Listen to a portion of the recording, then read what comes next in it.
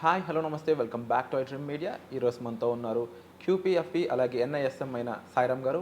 ముఖ్యంగా ఒక traditional product గురించి ఈరోజు ఎపిసోడ్లో మాట్లాడుకుందాం. అది చిట్టీలు, చిట్స్ అంటారు. దాని గురించి తెలుసుకుందాం. Hi sir. Hi Virat. Sir, ట్రెడిషనల్గా ఇన్వెస్ట్ చేసే ప్రొడక్ట్స్లో ఈ చిట్టీలు అనేవి చాలామందికి బాగా పరిచయం.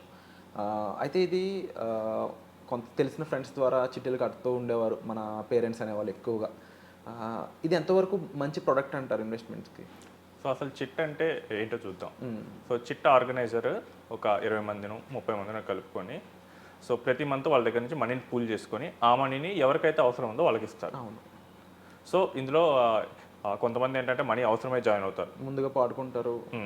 కొంతమంది ఏంటంటే మళ్ళీ వాళ్ళ దగ్గర ఉన్న డబ్బు వేస్ట్ అవుతుందని చెప్పి అక్కడ ఇవ్వటానికి చేస్తారు.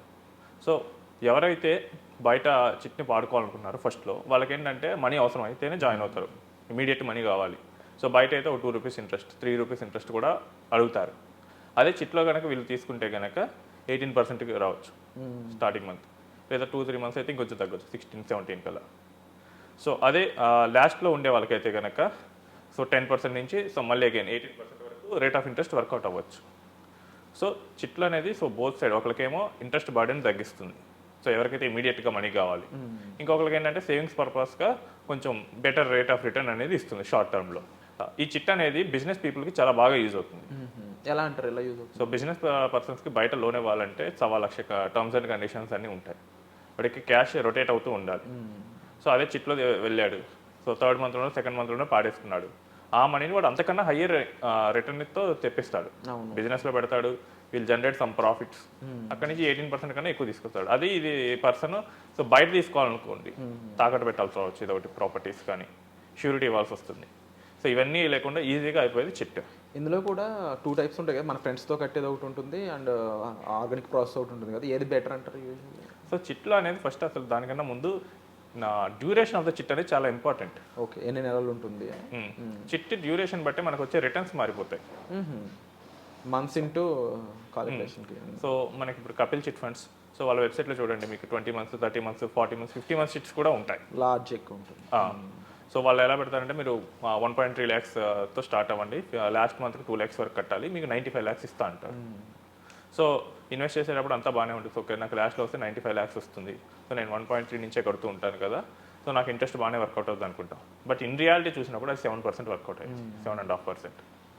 సాయిరామ్ గారు, ఇంకొంచెం క్లియర్గా ఎక్స్ప్లెనేషన్ కోసం నేను ఇప్పుడు నా ఫ్రెండ్ ఉన్నాడు ఫర్ ఎగ్జాంపుల్, తను ఒక 50 నెలలకి చిట్స్ కట్టాలనుకున్నాడు అనుకుందాం.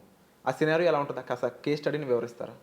సో 50 నెలలు చిట్ వచ్చేటప్పుడు మనకు ఫస్ట్ మనం చాలా తక్కువ అమౌంట్తోనే మనం మొదలు పెడతాం. సో 1 లక్ష రూపాయలు చిట్ అనుకోండి, ఒక 65,000 60,000 దాంతో మొదలెడతాం. సో అలా మనం ప్రతి మంత్ కొంత అమౌంట్ పెంచుకుంటూ వెళ్తాం. సో ఈ మధ్యలో ఎవరెవరికైతే అవసరం వచ్చిందో వాళ్ళందరూ బట్టి దాన్ని తీసుకుంటూ ఉంటారు. సో మనం లాస్ట్లో తీసుకోవాలి. లాస్ట్లో తీసుకున్నప్పుడు ఏమవుతుందంటే చిట్లు 20 మంత్స్ నుంచి, అంటే 20 మంత్స్ చిట్ కాడ నుంచి చూస్తే 24 మంత్స్ దాటిన తర్వాత నుంచి చిట్లో రిటర్న్ అనేది పడిపోతూ వస్తుంది. యాక్చువల్గా సేవింగ్స్ అవ్వదు, మీరు దానికన్నా బెటర్ బ్యాంక్లో పెట్టుకున్నానే మీకు ఎక్కువ వస్తుంది. ఒక ఆర్డీ కట్టినా కానీ, ఒక పోస్ట్ ఆఫీస్ ఏదో ఒక డిపాజిట్ చేసినా కానీ మీకు అక్కడ ఎక్కువ వస్తుంది. చిట్లో ఏంటంటే మీకు హైయెస్ట్ రిస్క్ ఉంటుంది. చిట్లో మళ్ళీ 2 రకాల రిజిస్టర్డ్ చిట్ ఉంటుంది, మళ్ళీ తెలిసిన వాళ్ళ దగ్గర చేసే చిట్ ఉంటుంది. సో ఇప్పుడు తెలిసిన వాళ్ళ దగ్గర అని చెప్పి వేస్తాం, వాళ్ళు కనుక వాళ్ళ దగ్గర ఎవరైనా డిఫాల్ట్ చేశారనుకోండి, సో ఆ ప్రాబ్లం ఉంటుంది, అది అయిపోయి పెట్టేసినట్టే ఇంకా. సో డిఫాల్ట్ చేస్తే మనకు ఇప్పుడు చిట్ ఎవరి దగ్గర వేస్తున్నామో వాళ్ళు ఎంత స్ట్రాంగ్ ఉన్నారో మనకు తెలియాలి, లేకపోతే ప్రాబ్లం వస్తుంది. ఒకవేళ లేదా చిట్ ఆర్గనైజరే ఎత్తేయచ్చు, ఛాన్సెస్ ఉన్నాయి. సో 50 నెలలు ఇలాంటి పెద్ద చిట్లు వచ్చేటప్పుడు లాంగ్ టర్మ్ కమిట్మెంట్కి అవుతుంది. ఒకటి రేట్ ఆఫ్ రిటర్న్ తక్కువ వస్తుంది, రెండు ఏంటంటే సేఫ్టీ ఇష్యూస్ కూడా ఉంటాయి.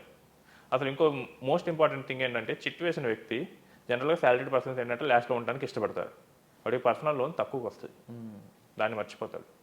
ఫర్ ఎగ్జాంపుల్ మీరే ఉన్నారు, మీరు ఒక చిట్టు కడుతున్నారు, సో ఒక 30 lakhs చిట్ కట్టారనుకోండి, మీరు మధ్యలో ఒక 15 lakhs అమౌంట్ పే చేసినప్పుడు మీకు మనీ అవసరమండి ఒక 25 lakhs, మీకు పర్సనల్ లోన్ ఎలిజిబిలిటీ ఉన్నా కానీ మీ బ్రెయిన్ చిట్ కట్టాను కదా నేను వాడుకోవాలన్నట్లే తీసుకెళ్తుంది, ఆటోమేటిక్గా మనం చిట్ మధ్యలోనే వాడుకుంటాం.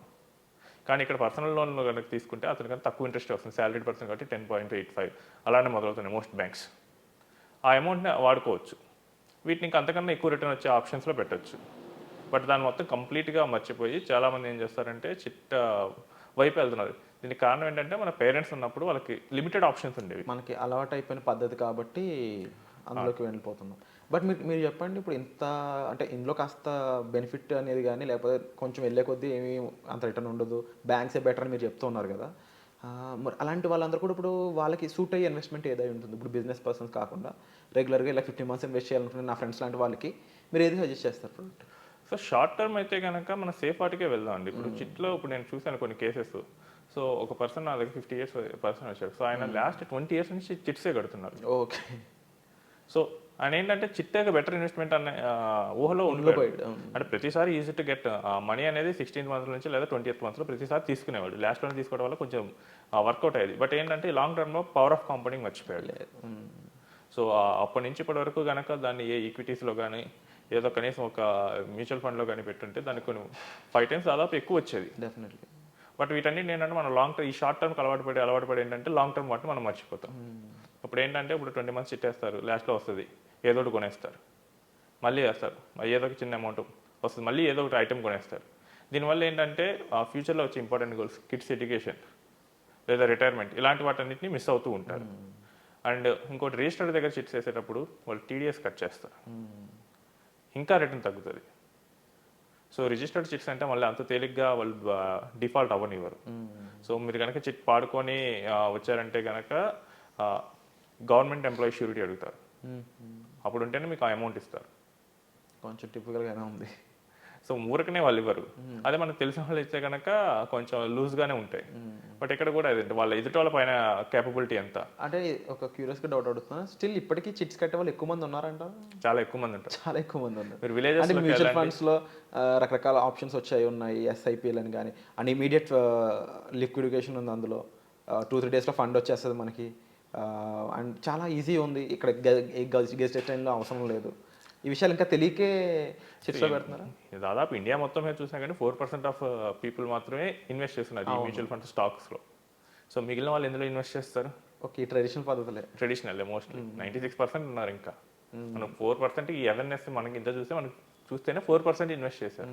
ఇప్పుడు కావాలంటే వెళ్ళండి, రూరల్ బ్యాక్గ్రౌండ్కి వెళ్ళండి, లేదా ట్రెడిషనల్ ఫ్యామిలీస్ వాళ్ళందరూ కలిసి ఏం చేస్తారంటే కొన్ని ఫ్యామిలీస్ వాళ్ళందరూ ఆర్గనైజ్ అయ్యి వాళ్ళే చిట్ పాడుకుంటారు. ఇక వాళ్ళే క్రియేట్ చేస్తారు, వాళ్ళు ఇంటర్నల్గానే డిస్ట్రిబ్యూట్ చేస్తారు. ఇంకోటి ఏంటంటే చాలామంది నేను కొన్ని టిపికల్ సిచ్యువేషన్స్లో చిట్ వేసిన ఆర్గనైజ్ చేసిన వ్యక్తి కూడా లాస్ అయ్యేటుంది. జనరల్గా మనకి ఏంటంటే న్యూస్ పేపర్లు ఏం చేశానంటే చిట్ ఫండ్ కంపెనీ పెట్టి బోర్డు తిప్పేసాయి. ఇదైతే మనం చాలా ఫ్రీక్వెంట్గా వింటాం. కంపెనీ లెవెల్లో అయితే చిన్న చిన్న చిట్స్ అయితే కనుక రిజిస్టర్ కాకుండా పెట్టయితే బోర్డు ఎత్తడానికి ఛాన్స్ ఎక్కువ ఉంటుంది. బట్ నేను కొన్ని చూసింది ఏంటంటే చిట్ ఆర్గనైజర్ కూడా లాస్ అయ్యాడు. ఓకే, అంటే ఎలా అంటారు, ఎలా లాస్ అయ్యాడు? మెయిన్గా ఇలా ఎత్తేసినప్పుడు అక్కడ ఫస్ట్ పాడుకున్న వాళ్ళ బిజినెస్ ఐపీ పెట్టేశారు. మిగిలిన ఇవన్నీ ఈయన కట్టాల్సిన సిచ్యువేషన్. అది ఆయన చెప్పుకోలేడు బయటికి. చెప్పుకుంటే కనుక ఆయన దగ్గర వేసేవాళ్ళు మిగతా వాళ్ళకి తర్వాత అవ్వరని చెప్పేసి ఆయన క్వైట్గా ఉన్నాడు. సో ఒక కన్క్లూజన్ ఇద్దాం సాయిరామ్ గారు. ఈ చిట్స్ కట్టేవాళ్ళు మీ ఫ్రెండ్స్లో ఉండొచ్చు, మీ ఫ్యామిలీ మెంబర్స్లో ఉండొచ్చు, మీరు కూడా అయి ఉండొచ్చు. సో ఈ ఎపిసోడ్ చూస్తున్న మీ అందరి కోసం వీళ్ళు ఇమీడియట్గా మారాలి, ఒక ఇన్వెస్ట్మెంట్ పద్ధతి కొంచెం బెటర్గా ఉండాలి, డబ్బులు రావాలి, ఎగ్జిస్టెంట్ అయిన అవసరం లేకుండా నా అకౌంట్లోకి డబ్బులు రావాలి, కొంచెం బెటర్ రిజల్ట్స్ రావాలి, ఇంట్రెస్ట్ రేట్ కొంచెం మంచిగా కావాలి, ఇన్ఫ్లేషన్ కన్నా ఎక్కువ ఉండాలి. ఇన్ఫ్లేషన్ చాలా ఇంపార్టెంట్, దాటాలి కంపల్సరీ. అది ఇప్పుడు చెప్పండి దీనికి కంపారబుల్లీ. మోస్ట్లీ ఇలాంటివన్నీ సాలరీడ్ పర్సన్స్కి వస్తాయి. సాలరీడ్ పర్సన్స్ చిట్స్ వేయడానికి మెయిన్ రీజన్ ఏంటో వాళ్ళకి కొంచెం షార్ట్ టర్మ్ మనీ కావాలంటారు. అండ్ పర్సనల్ లోన్తో తీసుకోవచ్చు. సేమ్ వీళ్ళు చిట్స్ మధ్యలో పాడుకుని ఎంత రేట్ కట్టాలో ఇక్కడ అదే కడతారు. సో బెటర్ వాళ్ళు లాంగ్ టర్మ్ సేవింగ్స్ వైపు మూవ్ చేసుకో. సో ఏదో ఒక మ్యూచువల్ ఫండ్ కానీ ఏదో ఒక స్టాక్లో కానీ వాళ్ళ కన్విక్షన్ ఉన్న స్టాక్స్లో కానీ దాంట్లో ఇన్వెస్ట్ చేయడానికి ట్రై చేయాలి. సో అప్పుడే ఇన్ఫ్లేషన్ బీట్ చేసి మనకు లాంగ్ టర్మ్లో రిటర్న్ వస్తుంది. Wonderful sir. సో ముఖ్యంగా విన్నారు కదండి, ఇక్కడ ఇప్పుడు నా ఫ్రెండ్స్లో 50 months చిట్టి కట్టే పర్సన్స్ అయి ఉండొచ్చు, లేకపోతే కొన్ని నెలలకే డబ్బులు కావాలి అనుకునే వాళ్ళు అయి ఉండొచ్చు. ముఖ్యంగా చిట్టీస్లో ఇలా ఐపీ పెట్టే ఛాన్సెస్ ఎక్కువ ఉండొచ్చు, రిస్క్ అనేది ఉంది. అండ్ మోరోవర్ ఏంటి అంటే బెటర్ మీరు రేట్ ఆఫ్ ఇంట్రెస్ట్ చూడడానికి అంత స్కోప్ అయితే కనిపించట్లేదు. కంపారబుల్లీ రైట్ నో ఇప్పుడున్న ప్రోడక్ట్స్లో మ్యూచువల్ ఫండ్స్ అయి ఉండొచ్చు, ఇంకా డిఫరెంట్ ప్రోడక్ట్స్ అనేవి మీకు చాలా అవైలబుల్గా ఉన్నాయి. సో వీటికి సంబంధించి మరింత డీటెయిల్స్ తెలుసుకోవాలి, మంచి రిటర్న్స్ మీరు చూడాలి, లాంగ్ టర్మ్లో ఇన్వెస్ట్మెంట్ చేస్తే ఎలాంటి బెటర్ రిజల్ట్స్ ఉంటాయి, కాంపౌండింగ్ అనేది ఎలా యూజ్ అవుతుంది, వర్కౌట్ అవుతుంది, ఈ విషయాలను తెలుసుకోవాలి అనుకున్నట్లయితే మీరు డిస్ప్లే అవుతున్న నెంబర్స్ కాల్ చేసి సాయిరామ్ గారిని సంప్రదించవచ్చు. ముఖ్యంగా పర్సనల్ అపాయింట్మెంట్స్ ఆల్రెడీ ప్రొవైడ్ చేస్తున్నారు. సో వీటికి సంబంధించిన ఇన్ఫర్మేషన్ కోసం మీరు డైరెక్ట్గా సార్ని సంప్రదించవచ్చు. వచ్చే ఎపిసోడ్లో మళ్ళీ కలుద్దాం. Thank you so much sir. Thank you.